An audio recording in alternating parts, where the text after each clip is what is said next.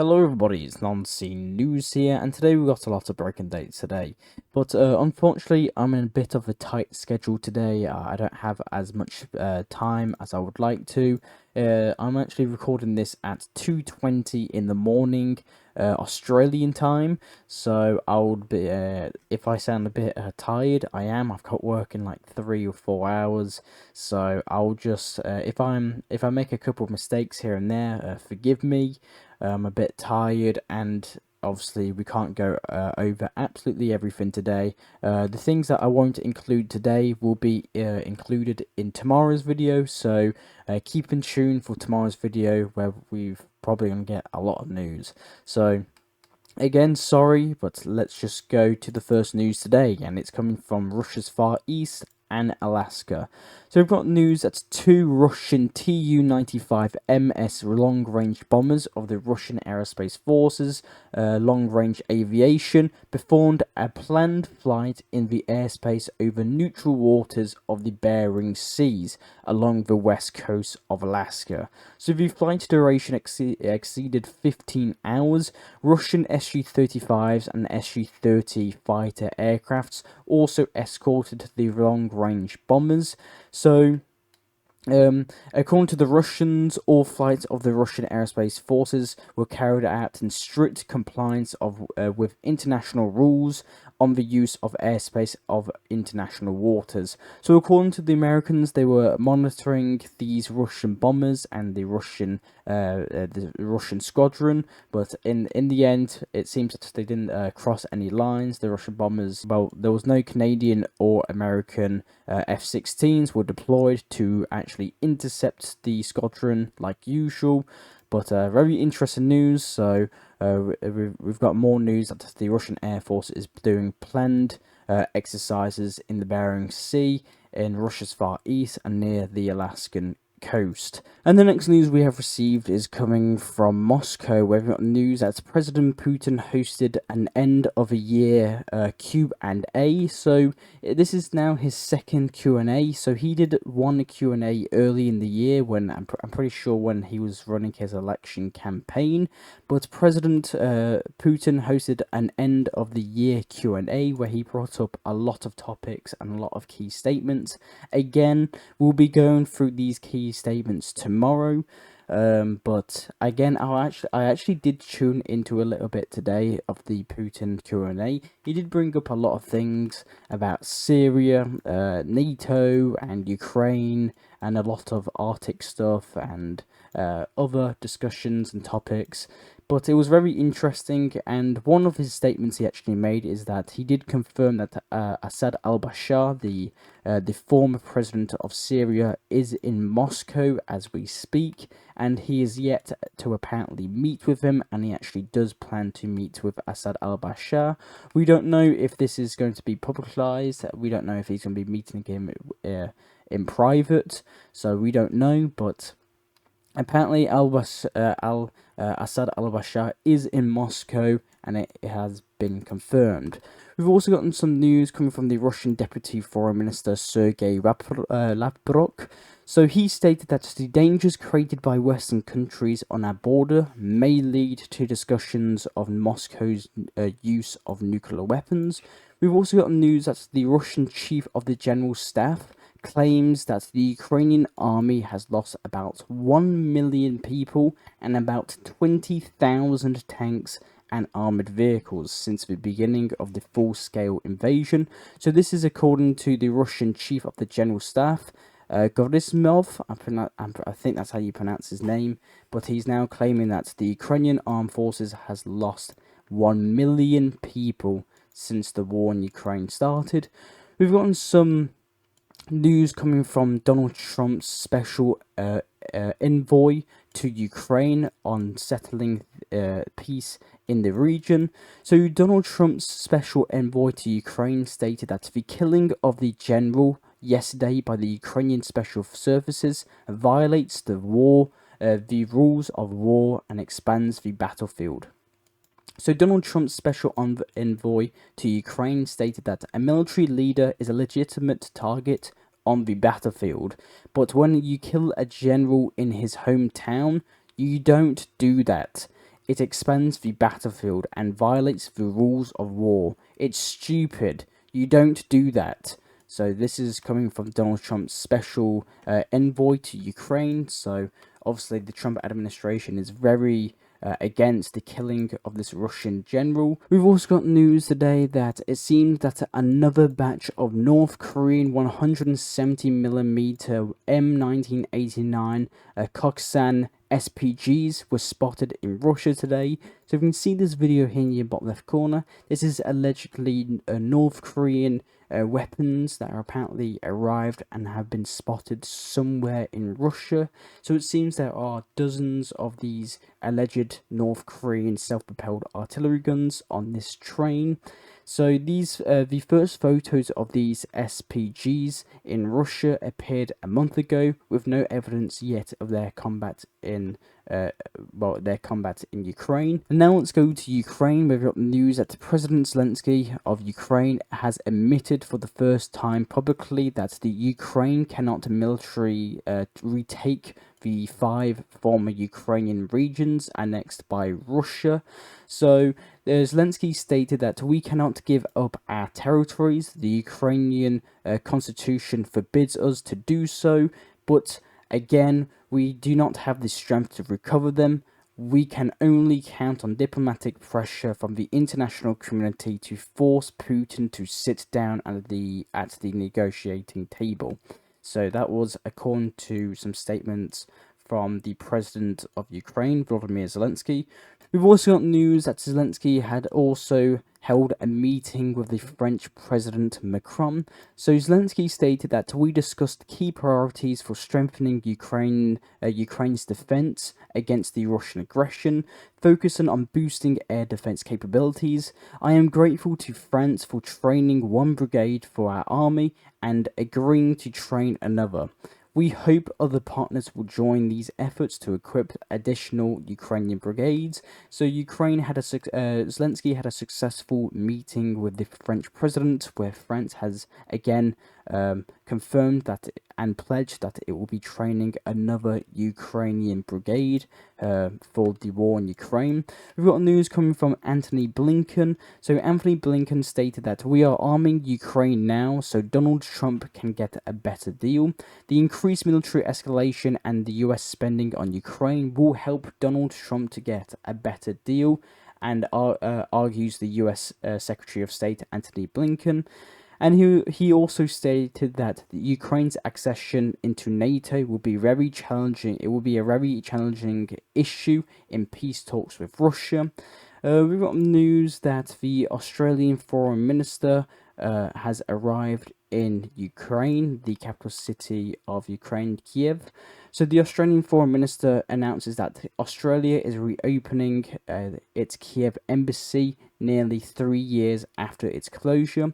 While visiting the Ukrainian capital, Penny Wong, the Australian Foreign Minister, has also announced that Australia will be providing $66 million for reconstruction and recovery, and an additional $10 million for Ukrainians to access heat and electricity in the winter.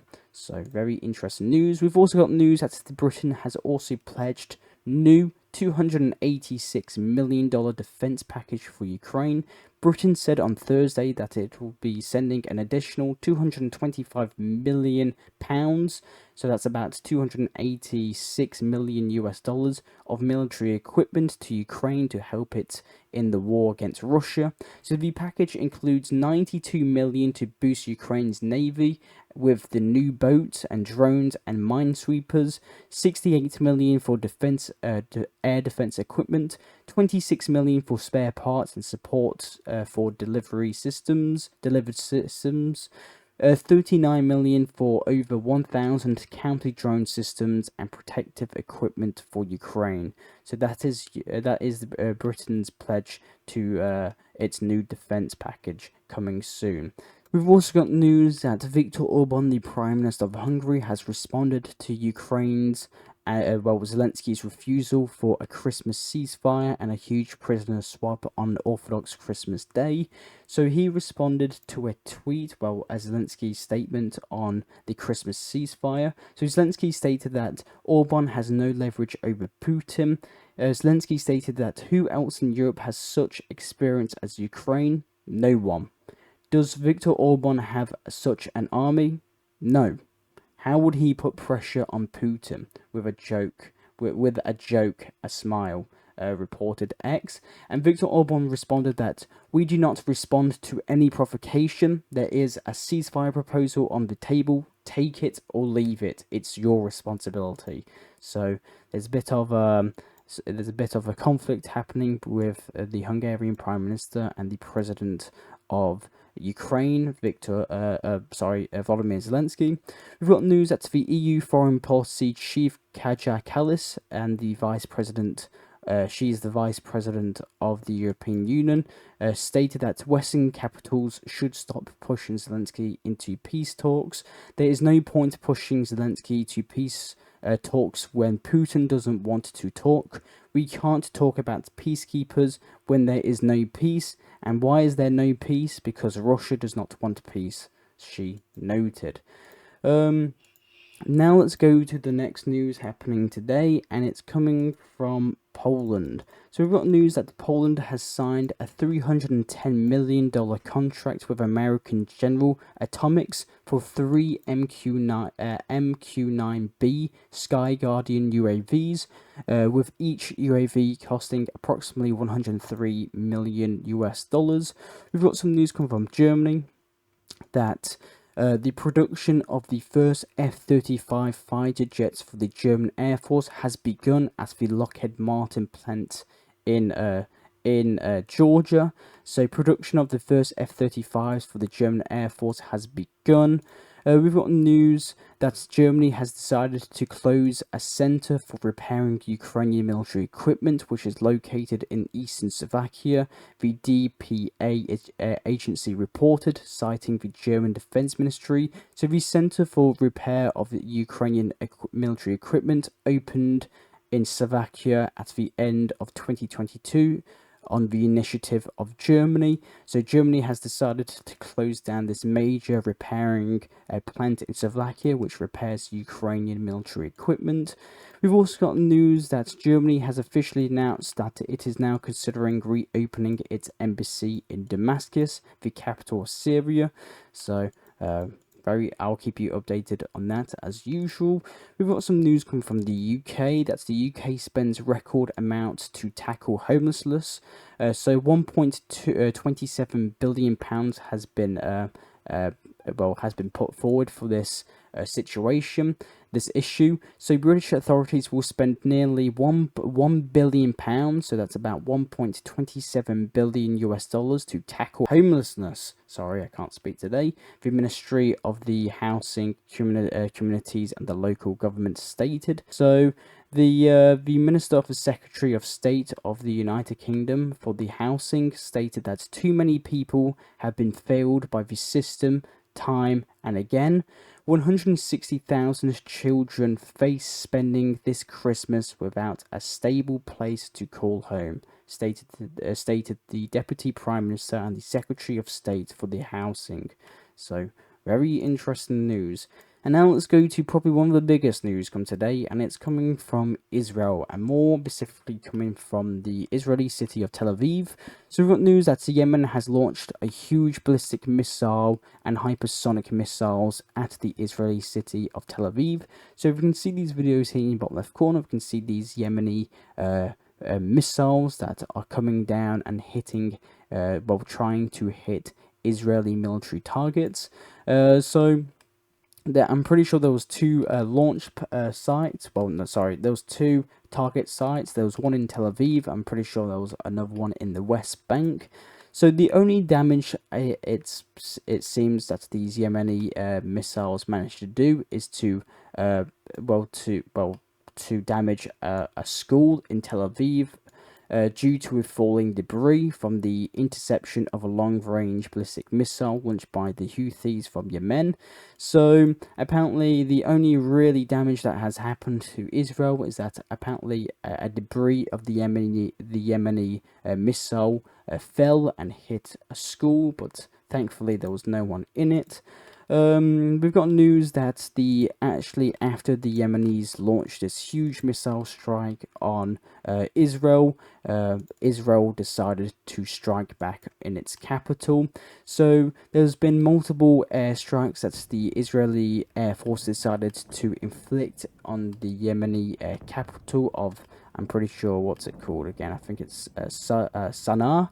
So you can see here in the bottom left corner, we can see these huge Israeli airstrikes on the capital city. In total, 5 Houthi targets across Yemen were hit with dozens of munitions by Israel. So Israel decided to strike ports, the Yemeni ports and its ships. We've got news that Israel decided to attack oil refineries and other refineries. So it's been a huge day for Israel and Yemen, and Israel already confirmed that it was them who targeted the Houthi militants' positions in multiple locations across Yemen. And again, they didn't just attack oil refineries; they attacked actual positions of Houthi forces. So, very big news, and let's go to Syria really quickly, where we've got news that the Syrian leader has stated that Syria will not be Afghanistan, and I believe in educating women. So this was coming from the new Syrian president, the HTS rebel leader. We've got news that a large number of buses from the Iraqi-Syrian border is apparently to take back former Syrian soldiers who fled to Iraq. So remember when the HTS rebels took over Syria, a lot of former Syrian national armies and soldiers actually fled to Iraq to try and probably just stay safe or something like that.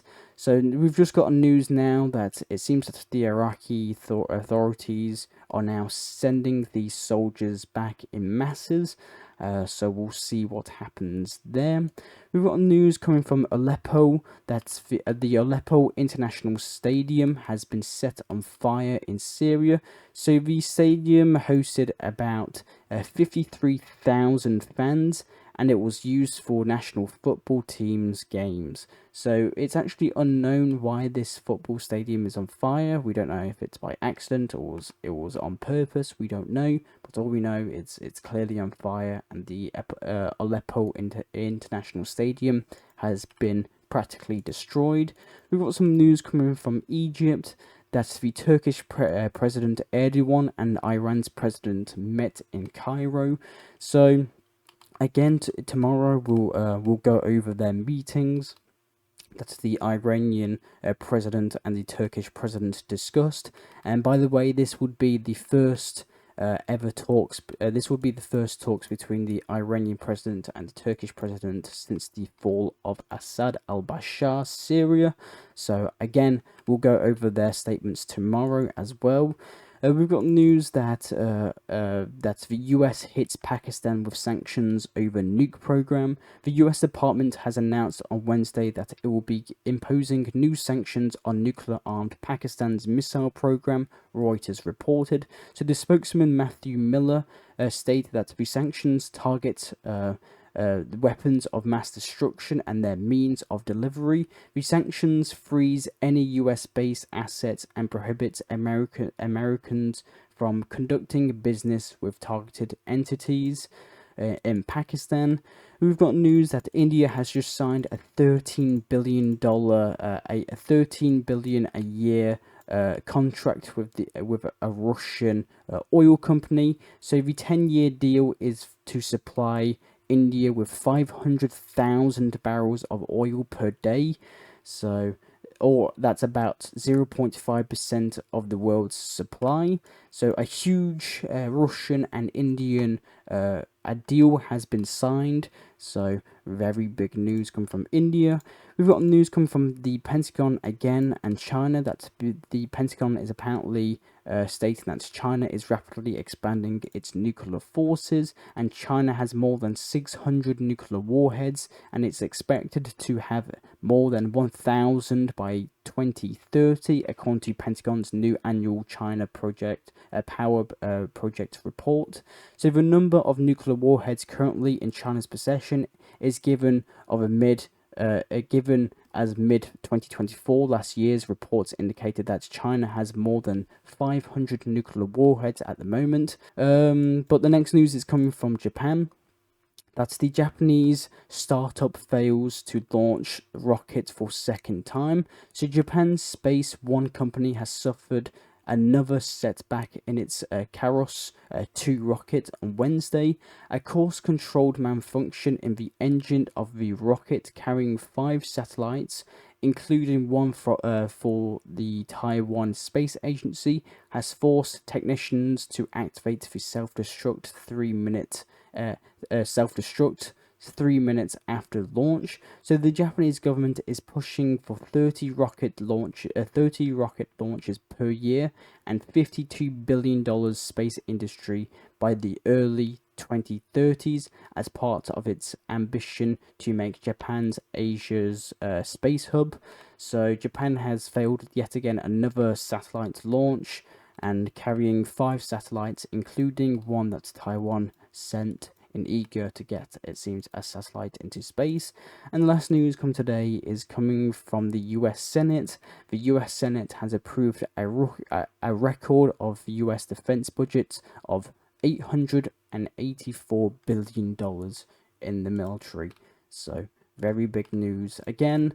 If this video was a bit worse than usual, it's I'm very tight on time, and I've rushed the script. So, but anyway, thank you very much for watching. I am Non-Seeing News. I'll try and provide you news that the medias around the world do not show you. I do these videos hopefully daily, so consider subscribing and liking. Thank you very much for watching, and I'll see you all later.